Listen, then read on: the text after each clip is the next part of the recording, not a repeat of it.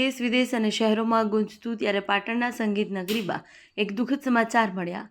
લોકગાયક પૂજા રાવને આકસ્મિક એક્સિડન્ટ થવાથી બેનને તાત્કાલિક દવાખાને આઈસીયુમાં દાખલ હોવાની અને ડૉક્ટરો દ્વારા અવિરત સારવાર ચાલુ છે. પણ ભગવાનને ગમે તે ખરું, ત્યારે દીકરીને હેમરેજ હોવાથી કોમામાં જવાથી સતત તેને આર્થિક મદદ માટે સમગ્ર પાટણ શહેરની જનતા અને કઈ એનજીઓ, એસોસિએશનો, સેવાભાવી સંસ્થાઓ દ્વારા પણ સહયોગ મળ્યો.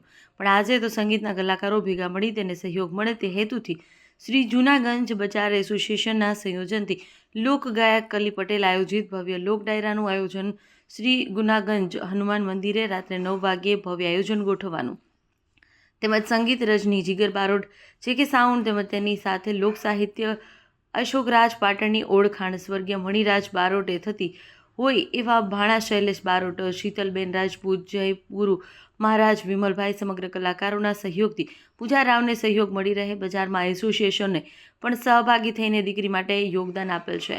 ઇન્ડિયન આર્મીના જવાન દ્વારા પણ યોગદાન ડાયરામાં આપેલ છે. પત્રકાર મિત્રો દ્વારા પણ દીકરીને યોગદાન મળશે તેવી જાહેરાત કરવામાં આવી. સંગીત ક્લાસ દ્વારા પણ મોટું યોગદાન દીકરીને આપવામાં આવ્યું છે.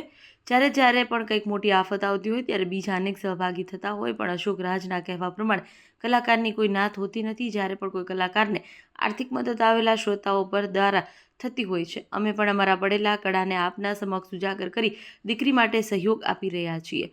સમગ્ર કલાકાર વતી દીકરી ઝડપથી સાજી થઈ બહાર આવી જાય તેવી આવેલ લોક ડાયરાના ચાહકો અને કલાકારોએ પ્રાર્થના કરી હતી. લોકગાયક કલી પટેલ દ્વારા જણાવવામાં આવ્યું કે મારે મોટું નથી થવું, પણ મારી સંગીતની દુનિયામાં કોઈને પણ આર્થિક મદદરૂપ ન હોય એ પણ થઈ શકે છે.